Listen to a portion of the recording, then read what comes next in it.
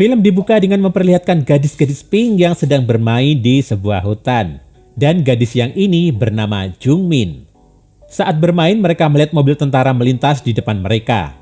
Tapi karena masih polos, mereka nggak merasa curiga sama sekali. Setelah bermain, Jungmin menjemput ayahnya di sawah. Keduanya pun pulang bersama dengan hati gembira.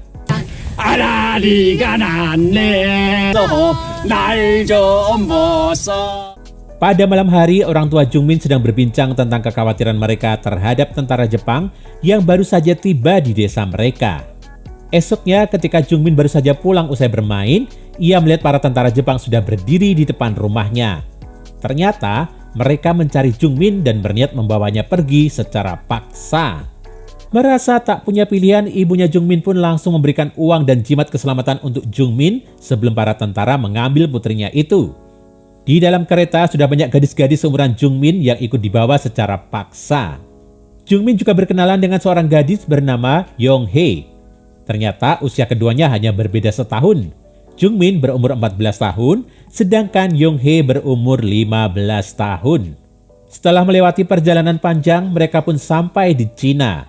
Di sana, mereka disambut oleh tentara Jepang yang sedang bertugas di negara itu. Lalu mereka naik ke dalam mobil untuk dibawa ke suatu tempat. Sesampainya di tempat tujuan, mereka dikumpulkan di suatu ruangan. Rupanya, rata-rata dari mereka berumur 15 hingga 16 tahun. Karena Jungmin masih berumur 14 tahun, ia pun dibawa ke suatu tempat tertutup. Di sana, serabi lempit Jungmin diperiksa untuk memastikan kalau ia nggak punya penyakit apapun. Selanjutnya, ia dimandikan dan dimasukkan ke dalam kamar milik tentara Jepang.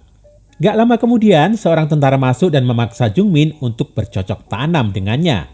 Jungmin mencoba memberontak, tapi pria itu gak segan-segan memukulnya. Sayang banget ya, pas zaman ini belum ada FBI. Kalau ada kan udah... FBI, open up! Selain Jungmin, gadis-gadis yang lain pun ikut dipaksa bercocok tanam dengan para tentara Sakni itu. Esoknya, ketika para tentara Jepang sedang bekerja, tiba-tiba datang sekumpulan pria dari Korea Selatan yang langsung menembaki mereka.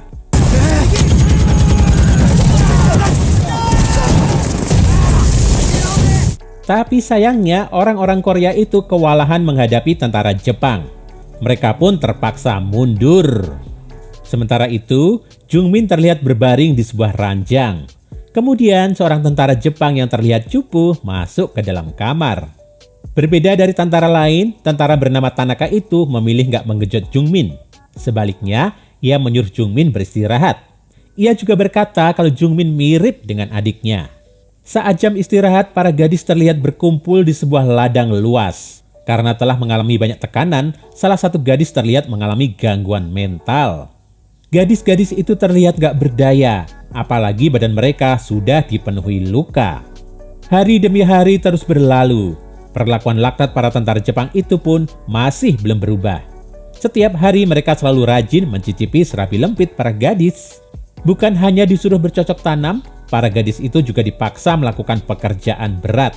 Saat sedang bekerja, Jungmin menghampiri Yong-hee. Ia mengajak temannya itu untuk kabur. Ketika mereka akan kembali ke dalam, Jungmin tiba-tiba merasa sakit di bagian serabi lempitnya.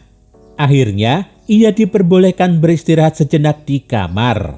Saat terbangun, Jungmin melihat mayat seorang gadis di balik tirai putih. Wajah mayat itu dipenuhi luka.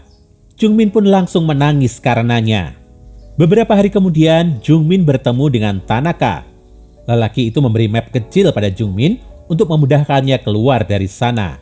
Saat malam hari, Jungmin, Yong-hee beserta dua gadis lainnya pun berkumpul.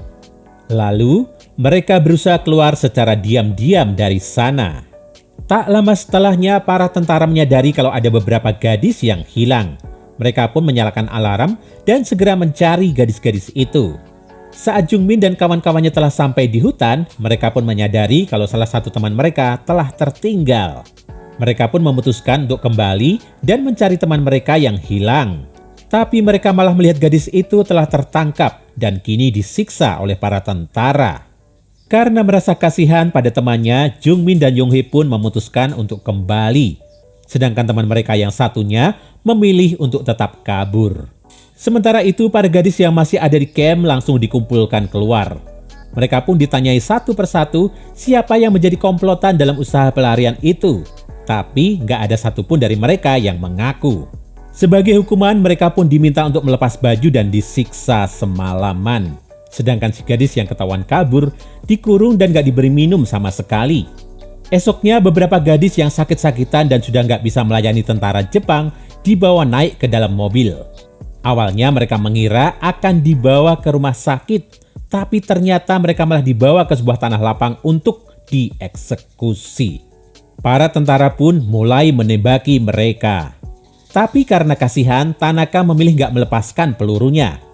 Tapi karena hal itu, Tanaka malah ditembak oleh tentara lain. Setelah itu, mayat mereka pun dibakar. 2 tahun berlalu. Pada tahun 1945, pemerintah Jepang mengalami masalah baru. Dengan dibomnya Hiroshima dan Nagasaki, Jepang pun menyerah tanpa syarat.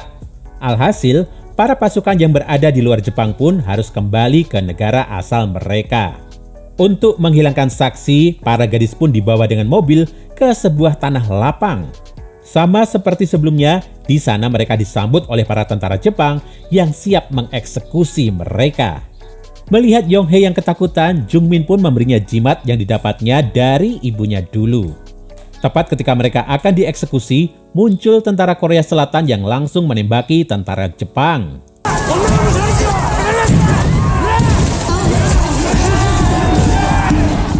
Sayangnya beberapa gadis nggak berhasil selamat. Sementara itu, Jungmin dan Yonghye langsung berusaha melarikan diri. Ketika tengah beristirahat di hamparan ilalang, tiba-tiba seorang tentara Jepang muncul dan mencoba menghabisi mereka. Tapi untungnya, tentara Jepang itu langsung ditembak oleh tentara Korea. Jungmin dan Yonghye pun berhasil diselamatkan dan dibawa pergi. Tapi ketika Jungmin menoleh, rupanya tentara Jepang itu masih hidup dan bersiap menodongkan pistolnya ke arah Yonghye. Jungmin pun langsung melindungi Yonghye dengan badannya. Alhasil, ia pun tertembak dan meninggal seketika. Scene lalu berpindah ke tahun 1991, di mana terdapat seorang gadis bernama Eun Kyung. Gadis itu dibawa oleh sang ibu menemui seorang tabib untuk disembuhkan. Rupanya ia merupakan korban penjahat serabi lempit yang kabur dari penjara. Sedangkan ayahnya dibunuh tepat di hadapannya. Sejak saat itu ia mengalami trauma berat dan gak mau berbicara. Tapi setelah berhari-hari menjalani pengobatan bersama si tabib, ia pun mulai bisa berbicara lagi. Karena itulah, ia pun memutuskan untuk menjadi murid si tabib. Suatu hari ketika Eun Kyung akan membeli hanbok, ia melihat jimat milik wanita tua pemilik toko yang ternyata adalah Yonghye. Dan tiba-tiba saja, Eun Kyung bisa melihat masa lalu Jungmin. Saat terbangun, Eun Kyung membantu Yonghye untuk melepaskan rasa bersalahnya pada Jungmin yang telah ia tinggalkan seorang diri. Saat ritual berlangsung, Yonghye melihat Jungmin di hadapannya. Karena gak tahan lagi, Yonghye pun pingsan. Lalu, Eun Kyung kembali melakukan ritual untuk membantu roh Jungmin dan yang lain agar bisa berpulang dengan tenang. Di akhir film diperlihatkan Jungmin yang pulang membawa jimatnya. Di sana orang tuanya sudah menunggunya.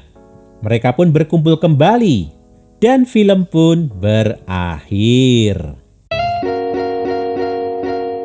Kali ini Om Bigos nggak mau banyak komentar deh.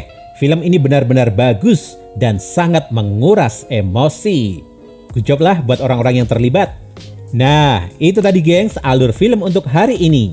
Bagi kalian yang ingin request film, silahkan tulis di kolom komentar ya. Jangan lupa klik subscribe dan nyalain lonceng notifikasimu untuk menikmati alur cerita film menarik lainnya. Sampai ketemu lagi di video selanjutnya.